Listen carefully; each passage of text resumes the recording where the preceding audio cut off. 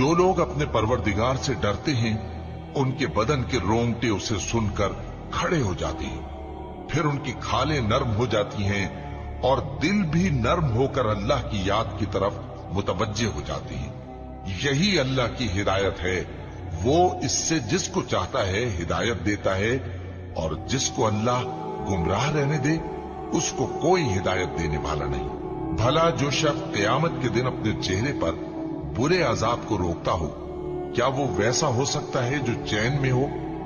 और जालिमों से कहा जाएगा कि जो कुछ तुम करते रहे थे अब उसके मजे चखो। जो लोग इनसे पहले थे उन्होंने भी तकजीब की थी, तो उन पर अजाब ऐसी जगह से आ गया कि उनको खबर ही न थी। फिर उनको अल्लाह ने दुनिया की जिंदगी में रसवाई का मजा चखा दिया, और आखिरत का अजाब तो बहुत ही बड़ा है। काश ये समझ रखते। और हमने लोगों के